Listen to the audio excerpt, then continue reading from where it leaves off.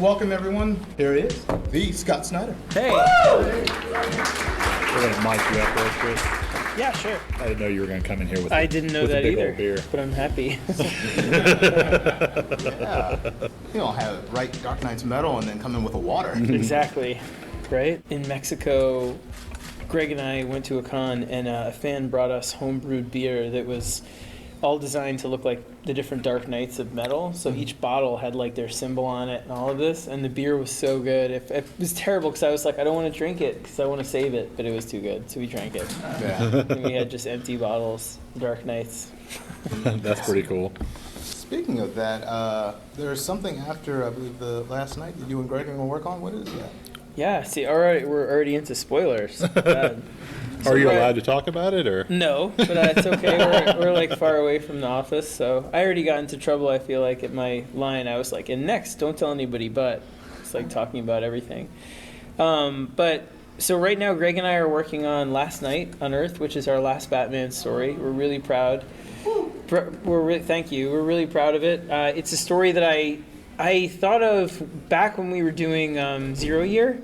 So it's been around a long time. It was basically, when I started on Batman, I was so terrified because I was sure that I would never get on Batman. I mean, I came to DC, it was my dream to write and draw comics.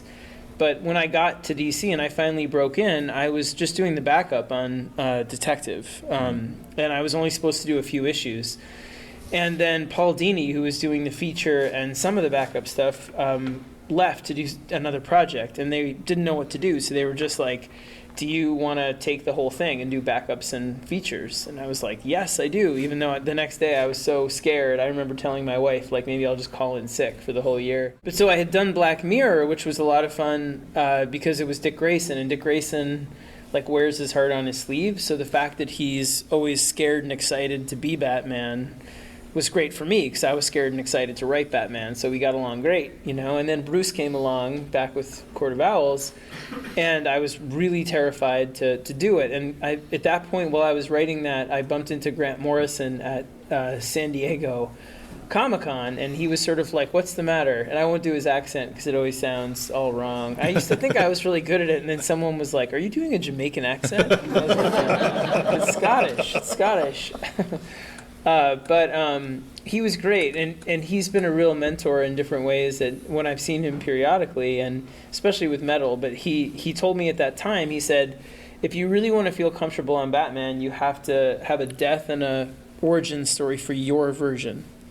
So the first thing I did was 0 Year, because that was DC really wanted a new origin for the New 52, and a lot of the things they kept telling me, they were like, you know, the original origin Year One won't work anymore because Selina has a different origin, Jim Gordon has a different origin, so you have to do one. And so 0 Year was my favorite thing that we did on the book at that time, where it was really written for my kids, you know, about all the things that I was afraid of for them, Batman sort of facing those things in comic book language, like, you know, random violence and terrorism and all those kinds of, but it's like coded as, you know, the Riddlers, the terror. Anyway, the point is, Last Night came about back then when I was thinking about what's the death of our Batman or the end of our Batman. So I've been waiting to do it a long, long time. And I thought about doing it with Sean Murphy. We talked about it back then in 2014, 2015, and we were going to do it, but then Greg left to do stuff with Mark Millar, and Sean started doing his own Batman, and he actually came back and started doing designs for Last Night, and I was like, your Batman is so good and so your own, it doesn't make any sense for you to do this. Greg should do it. And it was his suggestion too. So anyway, point is, Last Night, we're finishing that now. It really is kind of the last thing we have to say about Batman. I'm really, really deeply attached to it and love it. I hope you guys like it. I'm really nervous about it. And then afterwards, Greg and I are doing one more really big project for DC, I think, assuming it's approved. I handed in the outline, and it takes all the pieces of the stuff that we've been doing since Metal and levels them up. You know, for me, what I don't want to do, and I want to make this really clear, is I know there's a lot of anxiety, I think, among fans about, are you going to reboot? Are you going to do things that change things? And, you know, we've never been about that. Even when we did Batman, we tried to keep a lot of the continuity there and that stuff, and DC's been really supportive of that. So the plan from us and from the company, you what we're working with is not some kind of scary reboot thing. Like I wouldn't do that to you guys, and honestly, they wouldn't either. They're not looking to be like, we're starting all over at number one, screw everything that we just built. So don't worry about it. The real goal, or the post-it that I have on my computer, honestly, and the thing I'm trying to do, it just says everything matters. And my goal from 2017 to now, when I did metal, my deal with DC was that if I did metal and it went over well, and there was a real concern, like what if it doesn't? What if everyone hates it? But if it goes over well, what I'd like to do post that is to try and connect a lot of the stories we've done from Crisis on Infinite Earths through Doomsday Clock to now, and be able to say everything you've read matters and makes sense in one meta-narrative. So the thing I'm working on with Greg, without going into too much detail, is that kind of a story that says everything you've read matters, and the things that you don't think go together or you might think are siloed actually are part of one plan, because they were designed to be part of one plan. But it's hard because timing happens and life happens and things fall out of whack, like my stuff, with things and all of it. So the idea is to try and bring it back together and do a story that really shows you that everything in DC from the 80s to now is part of one story that will culminate in something special. But they might reject it. in which case we'll go do something else. I don't know what we'll do. I doubt they'll reject you. Well, when you talked about it was your dream to come to DC, you made a big splash. People talk about your Batman because it's amazing, but your run on Swamp Thing was pretty epic. How was it like writing that? That was terrifying. I remember Jeff Lemire is like one of my best friends, and he was doing Animal Man when I was doing Swamp Thing. And he was really terrified of doing that because he was a huge Grant fan, and I'm a huge Grant and Alan Moore fan, and we were both really scared. And we just sort of made this deal that we'd try and honor what the books were about. The weird thing about a book like that is that Swamp Thing demands that you take it and do something brand new. Like everyone that's done the book has made it their own, and the challenge of it is almost to reject what came before or use it, build on it, not reject it, but use it to spin it in a new direction, which is what Alan Moore did to, Len Wein and Bernie Wrightson. And then I think, Steve Bissett afterwards and Josh Dysart and all the people that wrote it after tried to do. So it almost says you have to take it and do something your own. So there was a freedom in that, but there was also terror in that. I can tell you like that, doing that and Batman, because when I did Batman, they didn't tell me it was going to be number one until way after I started writing it. So I started writing it thinking it was going to be like, 790, whatever it was, or, and then one day Jim Lee was like, yeah, and by the way, whenever he calls and it says Jim Lee on your phone, it's the freakiest thing in the world, where you're like, you can't, that's someone is pranking me, or it's a different Jim Lee. But he was like, I just want you to know, just so you know, like we're starting over the numbering, and so it's going to be Batman number one, and, yes, don't worry, it's the first time in 70 years, or whatever, and you're like, and I swear I was like panic attack, nonstop. And I remember Greg was too, even though he's like, he doesn't, he's like on the outside much tougher than me with all that. He would never admit it, but we were both freaking out. So to do Swamp Thing at the same time you're doing Batman, and then to realize that they're both number ones, like it was the scariest moment of my whole life, like scarier than having kids. You know what I mean? Where I was just like, I did not know these things were going to be like this, this kind of, freighted with expectation and started over that way. So it was really scary. I had like genuine like panic attacks about it. So the only way I was through it, my wife was like, pretend that you're just writing fan fiction. Like pretend you're writing it for yourself and no one's going to read it. And that was really the only way I could do it, was to be like, this isn't real. I'm just writing Swamp Thing like I used to in my notebook. You know what I mean? And no one's reading this. Somebody's drawing it, but who knows? And that's it. So it was the only way to get through it. So when you were doing both of these number ones at the same time, which I think both of them are pretty crazy, and number one for the Batman, for some good money. So if anyone wants to give me theirs, was it harder to write the Court of Owls, which they put into Gotham? And I was like, oh, that's been around for 30 years. No, it just happened. Or the Council in Swamp Thing. They were both, I mean, the idea was to try and do things that felt additive to the mythology without feeling intrusive. You know, that's always the goal, is to make something that feels like it's always been there, but that's new. And I had really enjoyed that with James Jr. and Black Mirror. So the idea was to try and hide things in the history of the character that would honor what came before and give me a chance to revisit those stories. And at the same time, with Swamp Thing in particular, with Abby and, you know, with Batman, also to revisit the history of Gotham, and then to sort of insert these things without it feeling like a complete aberration from the history. So that was my goal, was to just be able to say, I love the history of these characters, the mythos of these characters, and I just want to add something new. Don't hate me for that, you know? But the thing I'd say, and I hope this is true, like because we had tremendous fights with DC also, which is, you know, I don't talk about often, but for me, the goal was to make I thought I was going to get kicked off. I mean, I was sure I was going to get fired after 12 issues. Like, I didn't think they'd even give me 12 issues. I thought at 10 they'd say, like, you're out or whatever, because who knows how the sales were going to go. At that time, doing a commitment and saying, this is a brand new writer, you guys probably don't know who I am, a 12-issue story that lasts a year. Most stories at that time were 3 issues, 6 issues. You know, it's a lot to ask of you guys to say, you're going to read a whole year's worth from this nobody. So I was ready to just, you know, fall on my sword and get, you know, fired. But I thought it was the only chance I had to write Batman. And so Grant had told me too, and, you know, you got to write it like it's the only chance you ever get.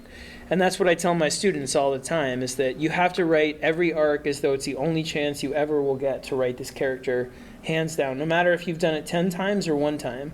Because there's thousands of other creators and people out there in the world who would kill you to write that character because they have something that matters to them to say about him or her. And if you don't treat it that way, you're disrespecting it. So for me, I get sometimes people will say, why don't you do like smaller stories or like, you know, more decompressed stuff? But I just am not built that way, because I genuinely feel as though you get Batman is like the Super Bowl, or, you know, the World Series, and if you don't get up, all my sports analogies like fall apart, so just forgive me. I'm always like, if you don't kick that home run, you know, but no, like if you don't get up and really swing for the fence, I mean, there's no point. You know, you might as well let somebody else do it if you play it safe. And the thing I'd say is, at this point, honestly, you know, I've done enough Batman that, and there's a lot left I really wish I could do. I have a Scarecrow story, and I have a new villain in my head, and I have a lot I'd like to do. But I know that it would be playing it safe. It's like, I know how to write Batman, and I know what buttons I like to push, and I know I could be on there another 5 years and be happy. But if I don't challenge myself as a writer to do other things, there's no point. So ultimately, I mean, when you go back to, you know, the question of, you know, what was it like and all that stuff, and how do you insert things that feel like they were there, it's a matter of making it personal. And so if there's any aspiring writers out there, I'd tell you this, like, or artists, these characters, there's no original story that you can tell, honestly, with Batman or Superman or Wonder Woman, or, I mean, you can, but, you know, for the most part, it's, you know, Court of Owls is a secret society, which is granted that with, you know, the Black Glove, which was also something that was done earlier with, you know, there's many, you know, with Dark Knight, Dark City, there's lots of variations on those themes. The reason I did Court of Owls the way I did was because, you know, 10 years ago, I was married and I was having a kid, and my friends weren't doing those things yet. And I came back to the city and visited my parents in New York, and everything in my old neighborhood was different than I remember. All the stores, everything was gone. All the people I knew were gone. And I remember I had just got hired for the job. I'd just been to the DC offices on 53rd Street and Broadway, and Mike Martz, the DC editor, had been like, you get Batman. I didn't know it was #1, but he's like, you get Batman. And I was in this, do you want to do it? It's with Bruce Wayne. And I was in this room, this conference room, and there was a Batman pinball machine, Batman, '89. I remember it blinking and like looking at me, you know what I mean? And I was like, oh God, all right, I'm gonna do it. And I was walking around, I remember thinking like my old neighborhood is so different than what it was. And that was the genesis of the Court of Owls, was this feeling of displacement and feeling like, you know, if Batman knows Gotham City and he takes everything he knows about his identity from the idea that he knows it better than anyone, and then it changes every 5 years to new people that live there, new stores, then he won't know it then. And he didn't know it 20 years ago and 100 years ago, and he won't know it 5 years from now. And there's a humility in that and a necessity of accepting your own smallness and that you'll never solve certain mysteries. And that's what I felt. And with Death of the Family, we were pregnant with Emmett, my second kid. And it was, you know, Joker saying to Batman, you don't really want to be a father again. You don't really want to be a family man. You want to go back and be like me, with me. You know, you want to go back and be younger and this is slowing you down. This is making you mortal. And with Endgame, it was written because, sorry, I'm like totally down a corn maze, like rabbit hole, but. We're riding with you. All right, well, with Zero Year, for example, that was when my son, he went to school, DC was pressuring us to do an origin, and my older son, Jack, he was only in like 3rd or 4th grade at the time, and they had a shooter drill at his school. And he was in the hallway getting water, and they didn't realize, so he got locked in the hallway for a minute. And from that day forward, he wouldn't go to school without a thermos because he was terrified of going to the water fountain, you know? And I realized, I'm like, my kids have very different fears than me. When I was growing up in the 80s in the city, Frank Miller spoke to my fears. You know, year one was the urban decay and the gangs, and the Cold War was in Dark Knight Returns, and all that stuff was in the primordial soup of his writing of Batman. So what if I did an origin that spoke to the things that I'm scared of for my kids, you know, and that's what Zero Year was supposed to be. So the point I'm trying to make in this long, circuitous way is that the only way you make it feel like it's organic, whether it's inserting things into the past or just doing the character in the first place, is to make it personal. The reason these heroes have power, in my opinion, is because you connect to them because they make you brave in the face of your fears. You know what I mean? Batman is there to say no matter what you're facing in your life, you get up and you use it as fuel to make sure that's not going to happen again, period. And if you don't, you know, use your own vulnerabilities and anxieties and nightmares for that, it won't be original. If you just plot it, well, it would be cool to see Riddler fighting Batman. Oh, it would be cool to do this. Those stories in the end feel hollow to me. The ones I connect with and love are the ones that are clearly written from a place of openness. And that's what I've tried to do with Batman and Swamp Thing. The reason I feel like hopefully some of the stuff feels organic to you guys is that, like, even right now, I mean, last night, the story we're doing, even though I came up with the idea a long time ago, is really about the same thing I'm trying to write about in Batman Who Laughs and Justice League, but all from different prismatic angles, which is, you know, when you look around the world now, regardless of what side you're on in the political spectrum, and you could be on any side, the cruelty and the negativity and the divisiveness that we seem to engage with each other, not just in social media, but in general, on every level, and the desire to isolate yourself from people that are going to challenge you with different beliefs or anything, is so prevalent and so encouraged by leaders right and left. And isolationism on all of these fronts, whether it's a very intimate personal isolationism or a macro level, to me is everywhere. That Last Night is about that. It's about Lex Luthor saying, you don't want heroes. You don't want the difficulty of trying to be good. Why don't you just be bad and get your life in a place where you're happy every day with the little satisfactions, and screw everybody else, because who cares? You know, we're your real heroes, the villains, and that's what our nature is deep down, so why not?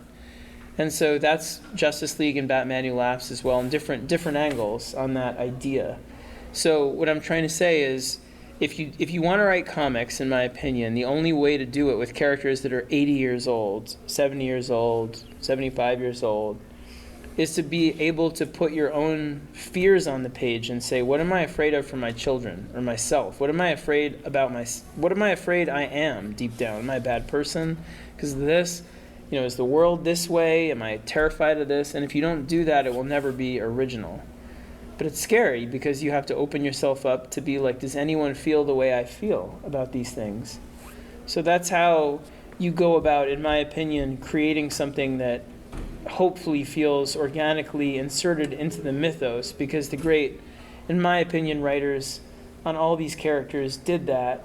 You know, when you read the stories that affected you, and you look at the writers and artists' work across different books, you see they were thinking about those things in multiple platforms. Do you know what I mean? It was stuff that really mattered to them. So I hope that answers. That was the longest answer in the history of answers. But anyway. Well, this is probably a harder and longer answer, but so all the superhero stuff that you've come out with lately is home runs, grand slams. So American Vampire, Wytches, like, you do really good with horror, and Dark Knight's Metal was kind of horrific. Would you want to do something that's your own creation that you can really just get down and dirty with again? Yeah, well, I am. Like, I'm looking, without giving too much away, I've been pretty open as much as I can be on social media too, that I've been focusing a lot on creator owned. So I have like 3 or 4 books that I'm trying to put together, or I am putting together. We're going to announce some of them pretty soon. And they're all really personal. I mean, I've always felt like I need the balance of doing things that are creator owned with doing the kind of big DC stuff.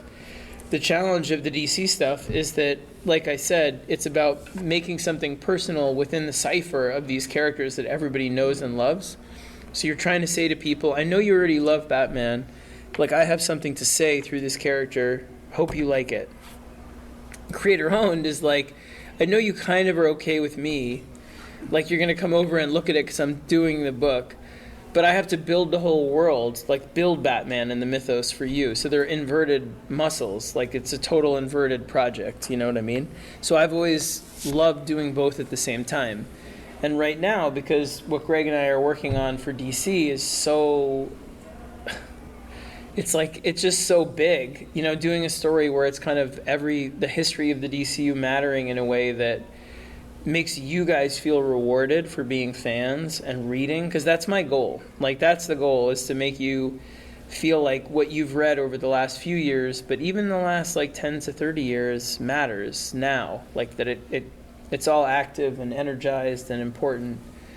That task is so hard that it's made me do more indie stuff on the side, because it gives me a treehouse to go do all kinds of stuff. So I'm working on a few projects. I'm working on one with Francesco Francavilla, which I've sort of teased, that's about classic horror movies and a guy who finds the remnants of a classic horror movie who he believes is supposed to be as good as like Bride of Frankenstein and all of that. And he tracks down the director, who's still alive, and he goes to him and he's like, I found the remnants of this movie that was burned up in the studio fire.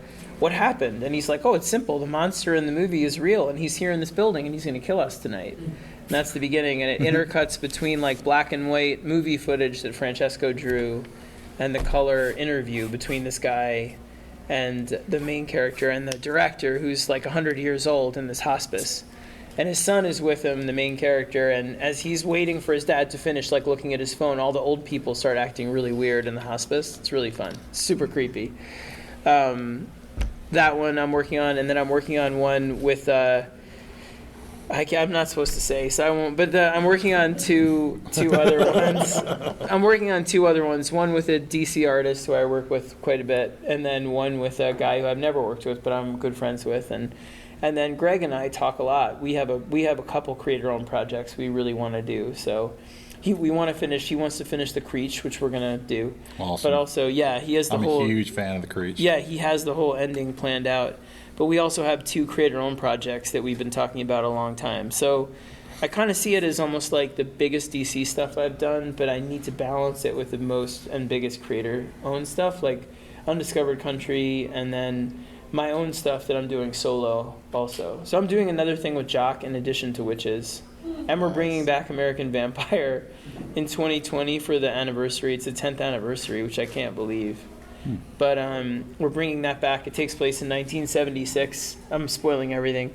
And Travis, if you've read the series, he's one of my favorite characters. He's like a big vampire hunter. He's like a stuntman in Vegas, like Evel Knievel.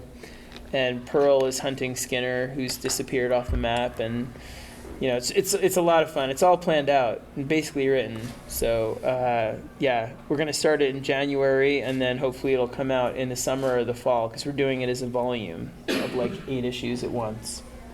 Are all of these going to be on Image or different spots? Different spots. I'm still figuring it out, but what I wanted to do. It was basically like, I guess it was around November. We were pregnant with Quinn, who's now 5 months old. So I was like on the plane today, and I was just like, this plane is so quiet. Like, what? I could go to sleep. Like, what is this quiet? But we were pregnant, and it was like, you know what? If I'm going to start digging into this bigger DC stuff, I need to create a bunch of my own things at once. And I went on this like crazy tear, and I started doing all these ideas I had wanted to do, like this idea, Evil, which is, I'm spoiling it, but it's like, what if tomorrow 99% of the world's population is born psychopaths, and then it takes place like after that happens. It's a lot of fun, that one. It's Interesting. very cheerful. But then the one with Francesco, and there's Francis one, and there's a lot, sci-fi one, a lot, like just boom, boom, boom, boom, boom, just nonstop. And I just went on this tear and started writing all of it, and just wrote most of each of those books in the course of a couple of months. It was like, 6-issue, 8-issue arcs, just sitting there writing the outline and then just doing it. And we were building this writing studio on our property, which, again, because we were having the baby, I was like, we need to build something that's like a box. We built this place for me to go write. And so right now it's really a weird schizophrenic feeling where I feel like I'm building the most indie stuff I've ever done and the biggest indie stuff, and at the same time building the biggest DC stuff.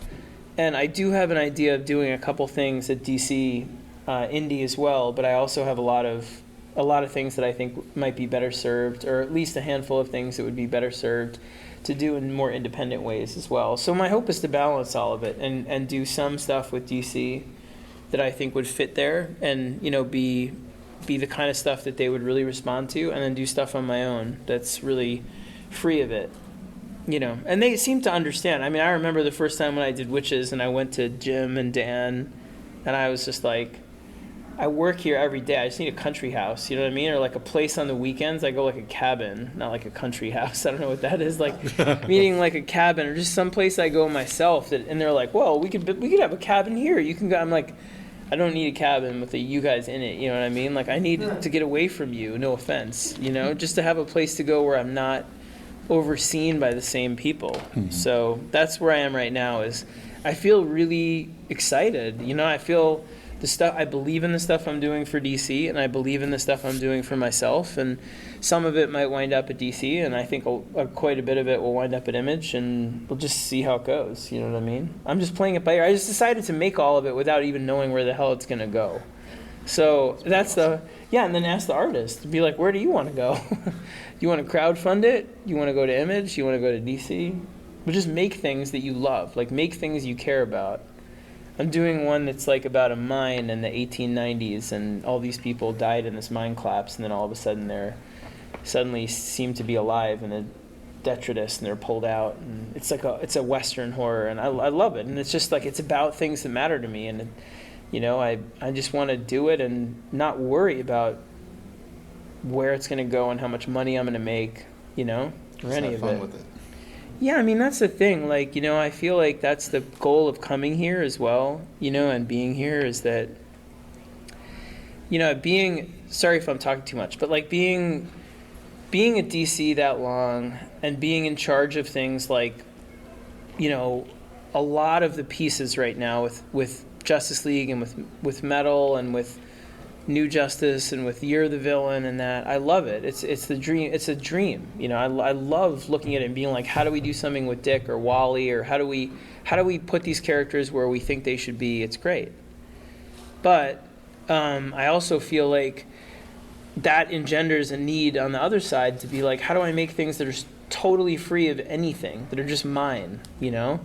And it's that constant weird balance where the more I do one, the more I need to do the other. So I was just like, I'm making all of this, and I know it's impractical, but I don't care how much, you know, I make from them or any of it. Undiscovered country, I'm just going to do it myself and not worry about it. And if I lose money on it, then I'll just pay for it. I don't care. You know what I mean? And my wife's always like, you know, it's because she's smarter than me and the business person as well. She's like a doctor, which is always funny because I'm like, you know, she's like a real person that saves like real lives. And I'm always like, I've saved millions of fictional lives today. You don't even know. And then I go to these doctor parties where she has all of her colleagues and they all want to know about comics all the time, which is so funny. You know, you'll be talking to a cardiologist and he'll be like, but how does the vampire heart in American Vampire? And I'm like, well, sir, you know, it has 5 chambers and I'm just like making shit up as you go. And you're like, you know what I mean? Where you're like, well, doctor, you know, like exactly.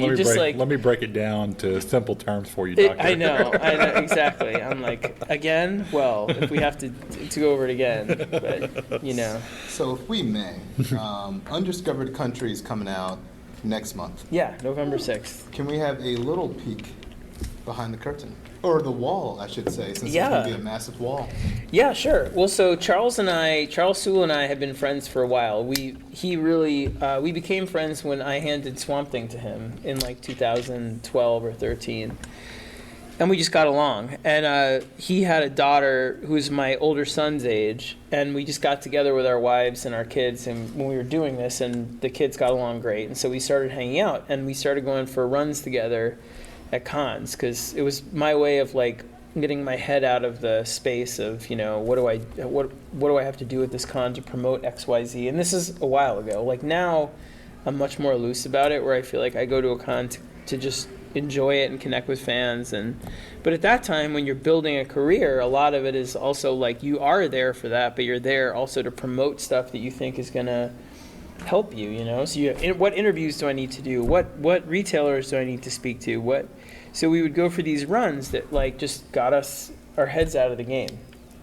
And so we became quite close, and we started talking about doing something together. And it was a few years ago that we came up with this idea for Undiscovered Country, which he was doing research for Daredevil, and I was doing stuff for Batman. And I had met somebody, and then we both became friends with him, who was in the CIA. He's older. He's like, it's not Tom King. He was like, in his, you know, late 50s, early 60s. And he had done all this work with this development of this project, or this kind of thought experiment that they had about different levels of extricating America from the world economically, in terms of building of materials. So like the threat is that you build materials for military things and you have parts that are, you know, made in places where they might put bugs in them or whatever it is. So they were wargaming a lot of how far can you pull America out of the world economy without disrupting things. You create a Bitcoin that's American currency, all this different stuff. And so he invited us, and we had this idea for Undiscovered Country before this, and then we were talking to him, and he was like, that's what I do. Why don't you come down to the CIA and DARPA and talk to my people about it? And it was amazing. We went down to the CIA a couple of years ago. It was so crazy. I had to like find a suit. I don't even have a suit, you know what I mean? I was like a wedding funeral suit, all black. You go there and we go around the CIA, and they're like, this is the umbrella of this Russian spy that was called the something, and he has like a needle at the end that comes out, and they're like, look, and it's like, and he would like poison people. And they had it was crazy. I mean, it was like they had like a wooden fish thing that they put in the water to secretly test if chemical weapons. It was nuts. But the thing you walk away with the most is the sense of sacrifice and service to an idea of what America is supposed to be, regardless of where it is, like in its, you know, where it is in its current state at different moments. And then we went to DARPA, which is this development and research, you know, facility for the military, and they showed us all this crazy stuff that they're working on, or talked about it, from like the real Batmobile, which is like new lightweight armored vehicles with smart armor that like rotates around the thing, to, you know, drones, all this crazy stuff. And we were like, we came back and we were just sort of like, the fascinating thing is that everybody's thinking about the same thing, which is how does America stay what it's supposed to be and this big world player and be, a leader in terms of its communal aspects and collective aspects and still protect itself and all this. And so we were like, what if we do a book where we close the doors, which we had, that idea we had, but close the doors and use this stuff and just extend it into the future. So one idea was like, here's a peek. Like, so this expedition is invited into America after it's been closed for 30 years because a pandemic is happening around the world called the Sky virus, and it's killing everybody. And all of a sudden, these two governments that exist in the future get this message from America, and it's this guy who was part of this think tank, and he says, listen, America has become this shining city, this incredibly advanced place, and we have a cure for this pandemic, and we'll invite you in, but you have to follow our rules and fly on this vector and come to this place, this lab. And so they're like, okay. So they invite this team of people, and this team is the main characters, and they come in, and as soon as they're kind of over the wall and they're flying and they're shot down, and when they hit the ground, all of a sudden they see like robed people riding giant terrestrial fish monsters and stuff like that. And there's like no shining city whatsoever.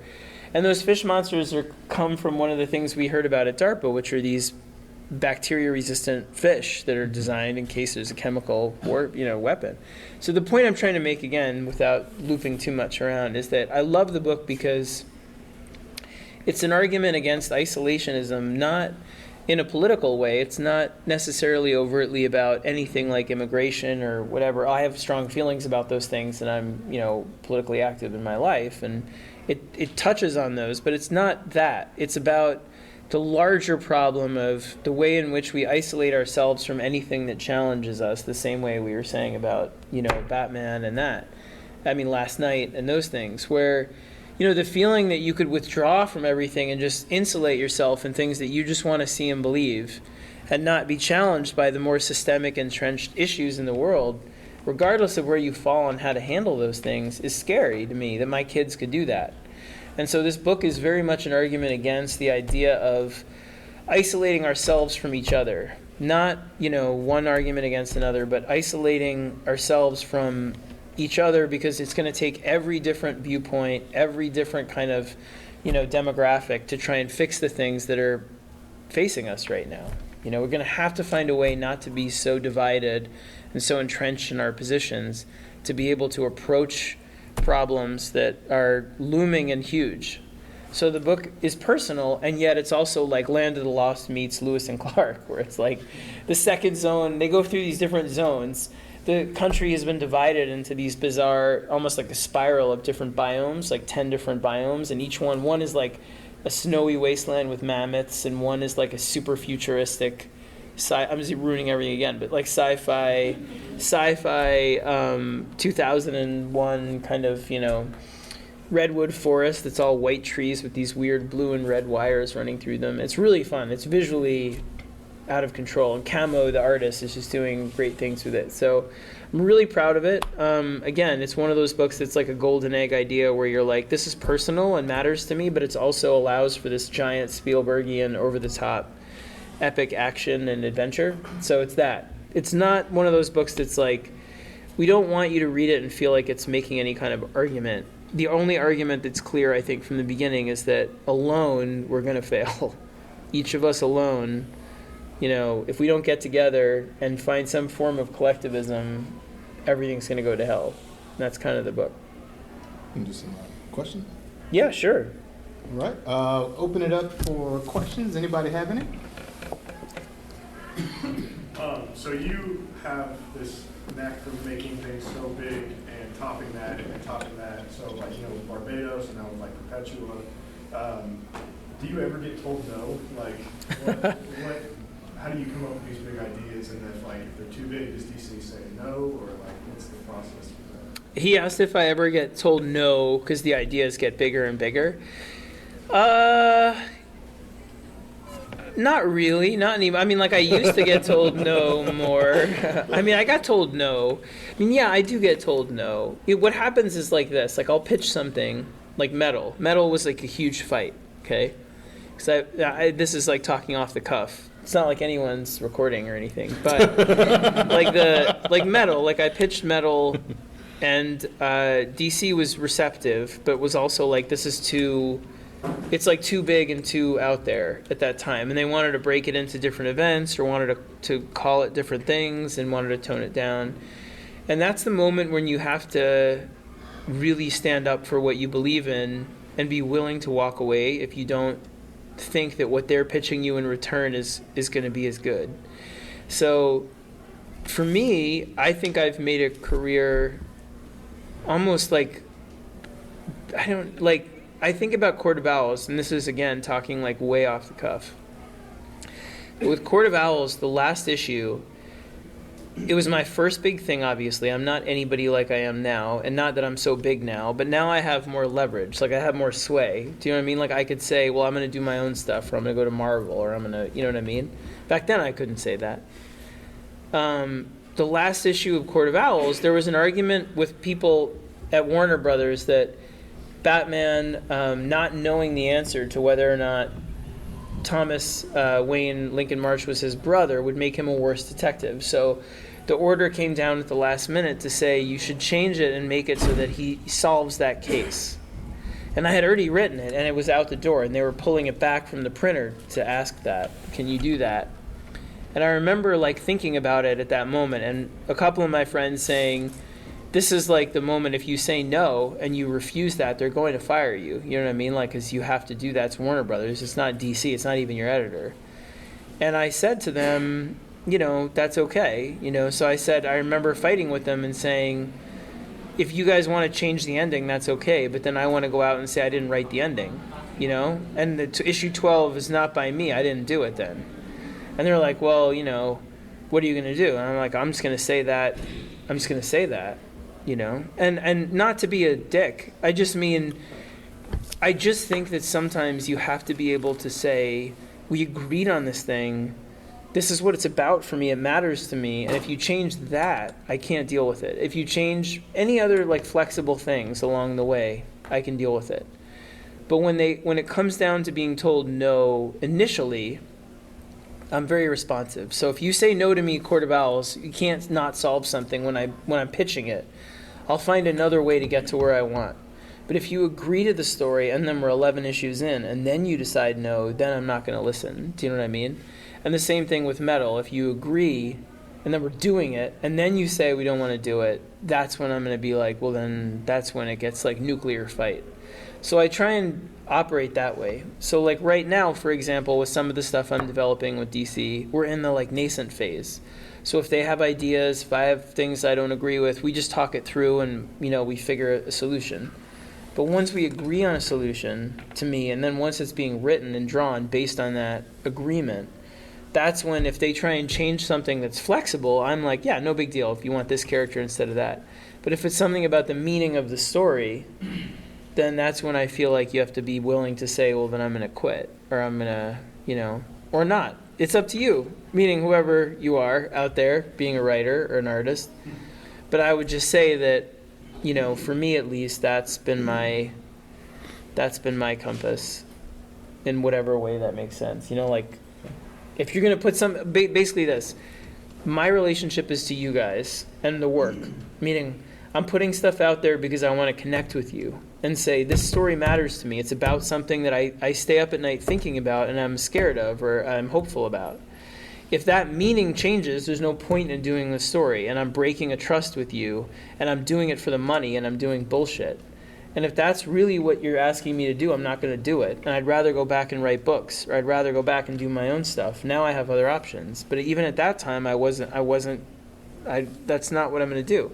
Because you guys are going to stop having faith in me and say, why are we reading stories by this guy who clearly is, at the end of the story, that's such a lame ending. Batman solves the whole mystery and is like, that's not my brother. The end. Like, why would you want to read that Court of Owls? Like, that's lame. You know what I mean? So I'm just saying to you, that's where I feel like you have to draw a line for yourself, which is, where are you becoming somebody that you don't want to read? And when you become that person, you're in trouble. You know, that's where I've always been. And I feel like DC tolerated me when I look back and I'm like, how did they not fire me then? I'm baffled by that. I really am, where I'm like, I should have gotten fired a couple times early on, but they kept me. And now I feel like I try to be more sensitive about it, but I'm still the same, you know? I saw some other hand, one back there, and then you. A couple of years ago, it was reported that Plan B Productions had bought the film rights for Wytches. Mm-hmm. Have you had any recent contact with Brad Pitt and Company as to adapting that? And second part of the question is when and what can we expect from Wytches to return from their hiatus? Yes, I have not had contact with Brad Pitt, to my wife's great dismay. He is still like her favorite. But I will say Plan B has been wonderful to us. Jeremy Kleiner and Sarah Esberg, before she moved over to Disney, were great. They actually involved us a lot, me and Jock, in the screenplay and in the art direction and that stuff. And they created a script that was really good, that we like a lot. And so where it is right now is that they're looking to develop it from that script and make it into something. So that's where we are with them. They renewed their option. So we're very hopeful. But, you know, I was always like, oh, you buy it and then you make it and then it's there. And they were like, no, the runway for a film is usually 5 to 7 years, you know? So I was like, wait, what? I know. Sometimes not, you know, like Jurassic Park or whatever. But I'm just saying, you know, but where they are with it and how they've treated us has been great. I'm really happy with them. And they've been really involved. They helped. Jock did a lot of the art stuff and monster design, and so I'm hopeful. In terms of the series, Jock right now is doing a book. After Batman Who Laughs, our deal was that we go back and do Wytches, and then the one thing I couldn't say no to for him was that he had a project with one of my best friends. I don't want to announce their project, so I'm not going to say what it is, but somebody I'm very, very close with. And they had decided to do something before we did Batman Who Laughs, and then he put that aside. So it's very short. It's like 4 to 5 issues, and he's working on it right now. And then once he's done with that, which will be in 3-4 months, we're going to go back to Wytches. And the second arc is basically written. It takes place in the Southwest, and Sailor is 4 or 5 years older and works with Sebastian, who is the main character of Bad Egg, who's her mentor in the Irons. And essentially what happens is she's tasked with going to one of the oldest boroughs ever in New Orleans, and to go find some of the rooted witches and snuff them out. But before she does, she's kind of worried that her father might still be alive in one of the boroughs up north. So it's a lot. If the first series was about the terrors of being a parent, the second one is really about letting go of your parents, as you get older, letting go of your childhood and being, you know, the terrors of becoming an adult in that way. So I'm very, very happy with it. Yeah. You mentioned you were saying, alluding to, I don't understand why they didn't fire me. So going back in time a little bit here, who were your mentors? Who were the people that were in your corner? In my corner? I mean, because Yeah. somebody, I mean, you were mentioning, you know, people coach other people. It's all about networking and uplifting the next generation. Yeah, that's a great question. I got to think I mean, like, do you know who's in your corner? I'll be honest with you. Like, I had good editors. I mean, Karen Berger was in my corner with American Vampire, as was Will Dennis, who's editing Wytches and editing all my indie stuff right now. He's on retainer for me as my editor in my indie stuff. Mark Doyle, who does Last Night with me, but ultimately what I'd say is this: like, if you're interested in getting into comics, your real strength is with your collaborators. So Jock, when I wanted to work with Jock on Black Mirror, right, or when Greg and I were friends, I mean, I can give you a million examples of this, so I'm going to try and find the best one in my head.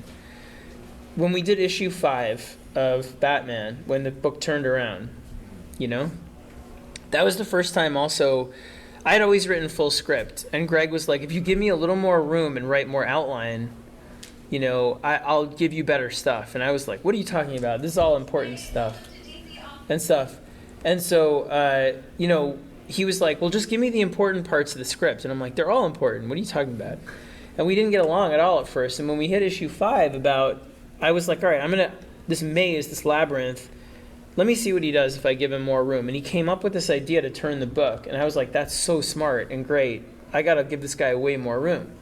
And so he pitched it to DC, and then DC totally rejected it and was like, people are going to be confused. They're going to think that's a misprint, blah, blah, blah. And Greg wrote this like amazing impassioned email that was like quoting Steve Jobs and all this shit. No, seriously, it was like sometimes you dare to be a fool. I still remember. And I was like writing all these, I was like, ditto, what he said, you know, like, da, da, da. And I remember being like, because he told me, he's like, this is important, we need to do this. And I'm like, I'm with you, man, like, I'm with you. And they were like, you know, because it was, again, the question of, like, are they going to fire you? And this is before Court of Owls took off. There was still some kind of wonkiness about, do people like us? Do they not like us? It wasn't cemented yet. And there was even criticism of Greg as going into issue 2, that he was too 90s, before they saw the art. And he made the cover to issue 2, if you look at issue 2, it's Batman on this motorcycle jumping this train.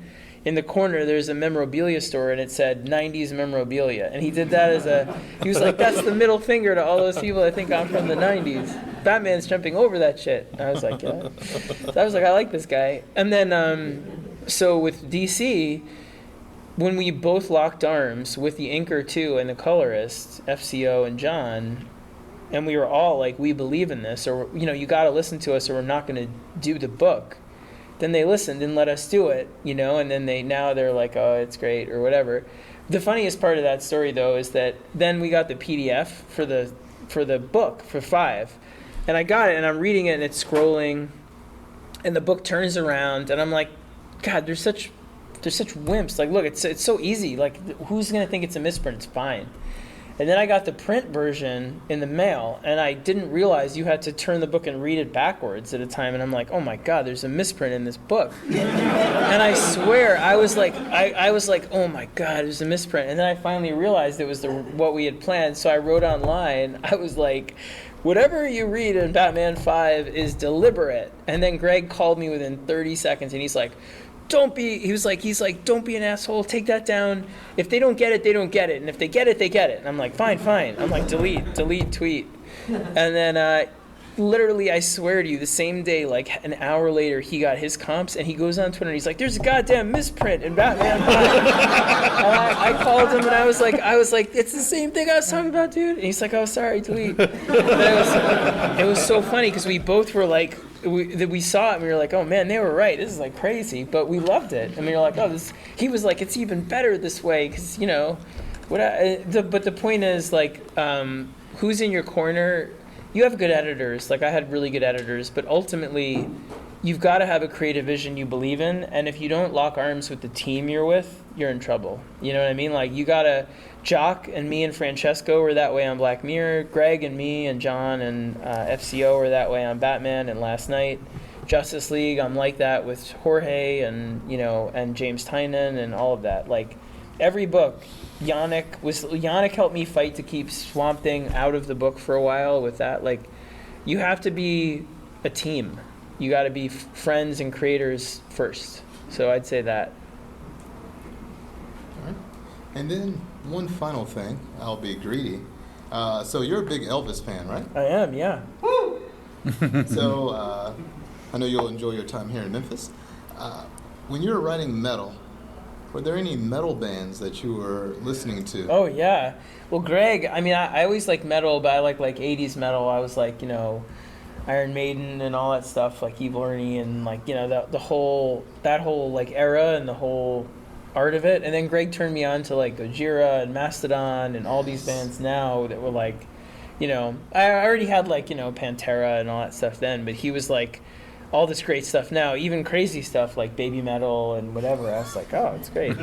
So I was like, you know, just so yeah, and the spirit of it is meant to be like, yes, it's metal, like it's heavy metal, but it's also meant to be like metal to me. It's almost like the way I love horror, because I feel like horror is the purest form of conflict, where you're up against things that are like your greatest fears made material. It's the same thing as like a family drama. If like the family drama terrible, you know, emotional thing was a monster and was like, I am your inner conscience, you know, whatever. And so metal, to me, the idea of what metal is that same kind of thing, where it's like the most energized, angry, out of control, fun version of storytelling with this, and that's what it's meant to be. So yeah, there's a lot of metal bands that I love. I'm still a big, I'm a huge Elvis fan. Same thing though. It was like, I got into it when I was like 16, 17, growing up in New York City, where I was like, I'm gonna like something nobody likes. I'm gonna like this. And then I actually wound up really loving all of it. Him and Johnny Cash and Muddy Waters, Helen Wolf, and all the Sun Studio stuff, and that. And so there's a good spirit of that as well in metal too. So, you know, I'm very, very excited for what we're planning, and I feel our heart's in the right place. I'm really proud of it. You know, I don't want to, we're not trying to bullshit you. Like, I'm not trying to do, I would tell you this, like, whether it's a big event or it's an indie book, I'm not going to do something to try and make money off you or whatever at this point in my career, you know.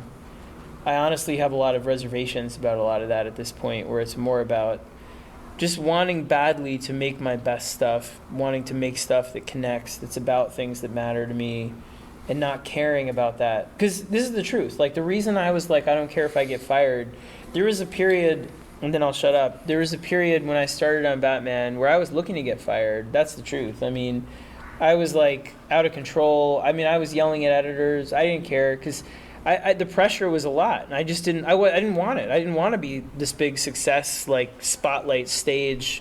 You know, the barometer of how DC Comics was doing Batman is supposed to be so important. I wasn't asking for any of that. I just thought I was going to be a backup writer on Detective Comics at that point. So by the time it was 1 year in, and I was on Batman #1, and I was like imploding emotionally. You know, I was just like, I don't want this. Like. But all I cared about was, like, if I could just do a story that mattered to me, nothing else would matter. The pressure, I could block it all out. And now that I've come full circle, and I feel like I found a way to be more balanced about it after all these 10 years since then of doing things that I care about and seeing you guys respond, I feel like I don't have anything to lose anymore, where I can just do what I want in terms of making things that I care about and hoping that you'll follow. And saying, if you don't, that's okay too. You know, I respect the fact that something might not be for you, but I'm not trying to do things that get you in the door for money or for success or to stay where I am in the industry or any of that stuff. It's not that. It's trying to, I feel the next phase of my career, my hope is to make the best stuff. Like the best stuff I've done for DC. I feel last night's the best stuff Greg and I have done, but the next thing, the best stuff. Indie stuff, the best stuff. You know what I mean? Because I don't have anything to lose anymore with it. You know, whatever. My wife could go back to being a doctor. Do you know what I mean? No, she was always the one that was supposed to earn the living, and I was supposed to be like this writer tramp. And now, like she, you know, it's reversed where, you know, I'm just saying I'm not that I'm like, oh, go back to work. I just mean more like she loves what she does. She's brilliant. She does early detection breast cancer and pediatric cancer. But what I'm saying is that I don't care about being Scott Snyder. Do you know what I mean? I care about making things honestly. I know it sounds hokey, but it's the truth. Especially with a new baby. It's like trying to make things that matter to you personally, that you think are your best work, and make you the most exciting writer to yourself. Otherwise, there's no point. Yeah. Well, thank you for coming. Thank you for coming to Memphis. Oh, sure. Thank you.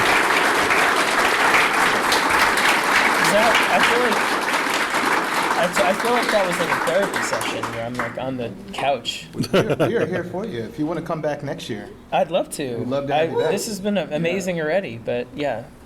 Was that too? Was I just like talking my head off in the That's world? what we came for. Everyone was happy about that. Right. We Okay. got inside your mind a little. We liked it. I know. I feel like I should do more like rapid fire spoilers or something. One more spoiler. Who's got it? What do you got? Dark Multiverse, the first comic came out that was, Yeah, Nightfall.